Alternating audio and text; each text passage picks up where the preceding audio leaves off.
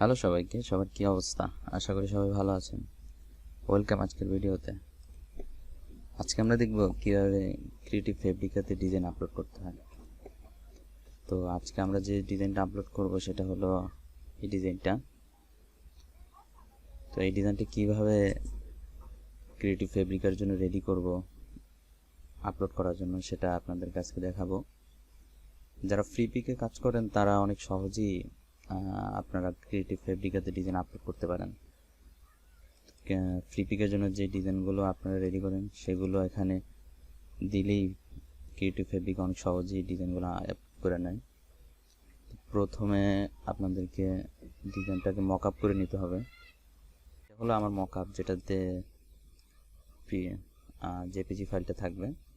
তো এইটার সাইজটা যদি আমি দেখাই, তো এখানে ইমেজ সাইজে গেলে ওয়েট আছে যে 2417 আর হাইট আছে যে 1608 আর নিচে রেজুলেশন আমি 300 রাখছি। তো আপনি 72 রাখতে পারেন, সমস্যা নাই। তো ওকে দিয়ে দিলাম। তো মকআপটা আপনার যত সিম্পল রাখা যায় ততটাই ভালো, নাহলে বেশি করলে ডিজাইনে বেশি ঝামেলা থাকলে ওরা আবার নিতে চায় না মকআপটা।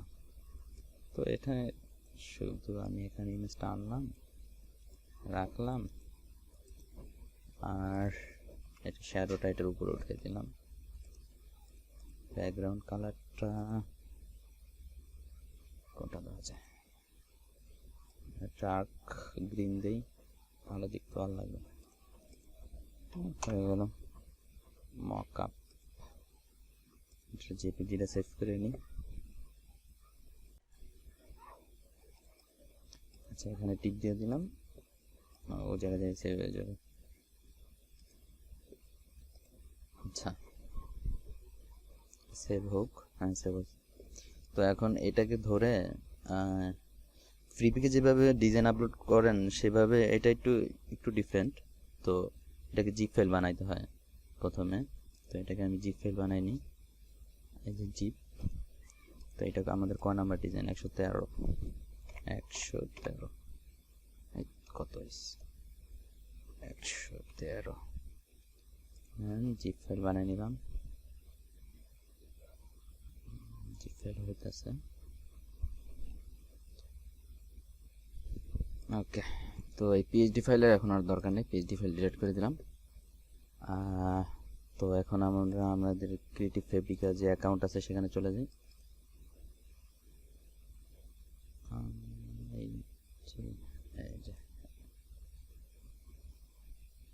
এটা হলো আমার ড্যাশবোর্ড, ক্রিয়েটিভ ফেব্রিকার ড্যাশবোর্ড হচ্ছে এটা।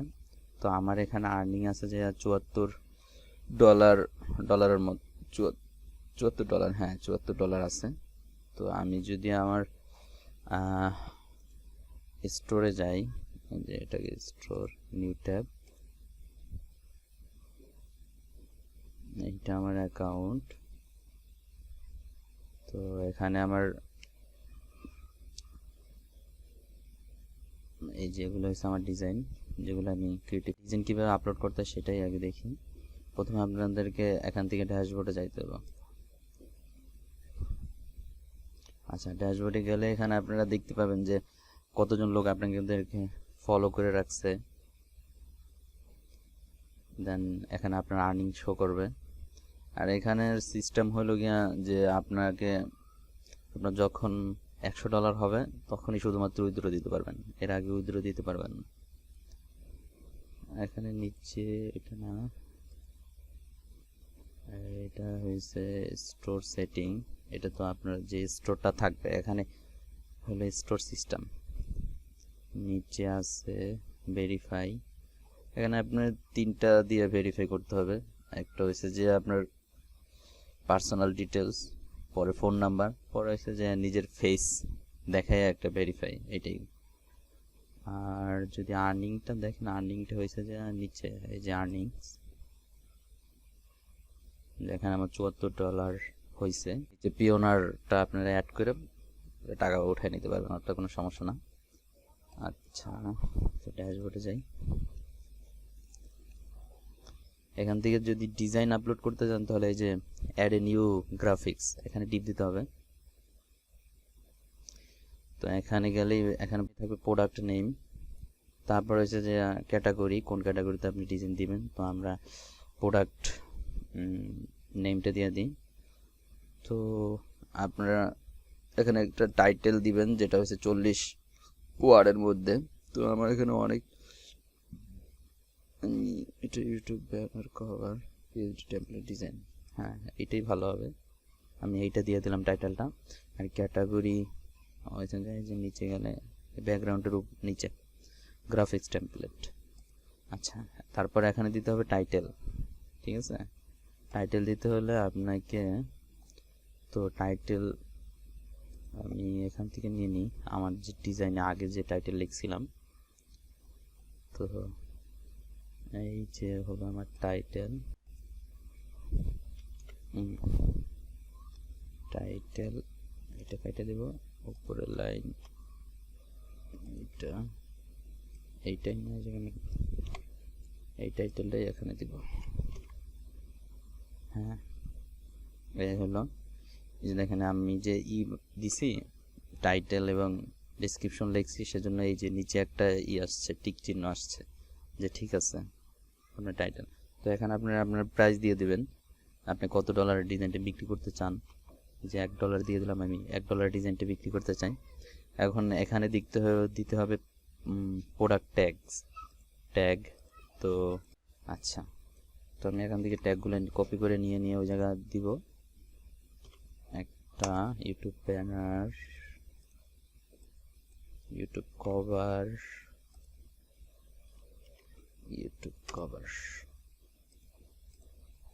ইউটিউব চ্যানেল আর্ট, দেখেন এই 3টা ট্যাগ দেওয়ার সাথে সাথে কিন্তু নিচে 2টা ব্লু টিক উঠছে। তো আপনি চাইলে 3টা ট্যাগ শুধু দিতে পারেন, আবার চাইলে বেশি ট্যাগও দিতে পারেন, আপনার ইচ্ছা। বেশি দিলে যদি 2-3টা চেষ্টা করবেন যে 15-20টা ট্যাগ দেওয়ার জন্য, 10-12টা দিলে হয়। নিলাম, তারপর দিব সোশ্যাল মিডিয়া ব্যানার,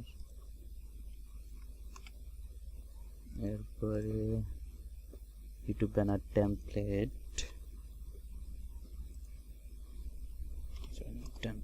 আচ্ছা, এতটুকুই থাকলো ট্যাগ দেওয়া, আর ট্যাগ দিব না।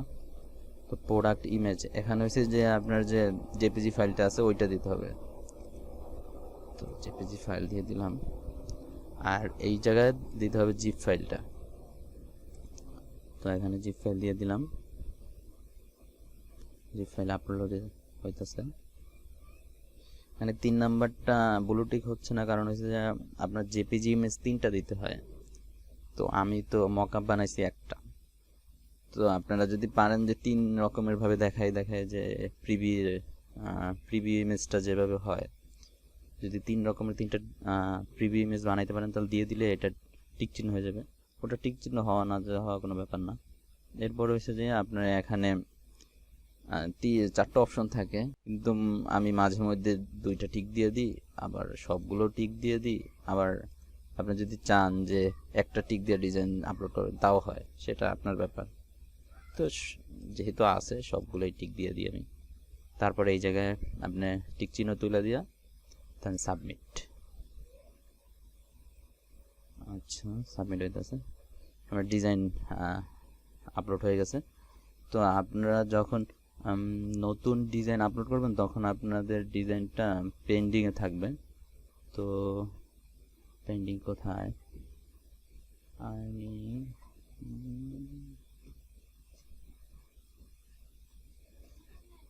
এই যে পেন্ডিং সাবমিট, এই জায়গায় আপনাদের ডিজাইনগুলো এসে থাকবে। তো যখন আপনাদের ডিজাইন অনেকগুলো আপলোড হয়ে যাবে এখানে, তখন আর পেন্ডিংয়ে থাকবে না, তখন সাথে যখন দিবেন সাথে সাথে অ্যাপ্রুভ করে নেবে ডিজাইন। তো আমি মাত্র যে ডিজাইনটা আপলোড করছি, এই যে দেখেন আমি মাত্র আপলোড করলাম, সাথে সাথেই ডিজাইনটা ওরা অ্যাপ্রুভ করে নিছে। তো এখন যখন কেউ এখান থেকে ডিজাইন কিনবে বা ডাউনলোড করবে, তো তখন সাথে সাথে আমার আপনাদের ড্যাশবোর্ডে টাকা আসা শুরু করবে। তো তো এইটাই হলো আজকের ভিডিও। যদি আপনাদের আমার কোনো কিছু বুঝতে সমস্যা হয় আমাকে কমেন্ট করে জানাতে পারেন, আমি চেষ্টা করব আপনাদেরকে হেল্প করার জন্য। আর ভালো লাগে তাহলে আপনারা আমার চ্যানেলটি সাবস্ক্রাইব করে রাখতে পারেন। ধন্যবাদ সবাইকে।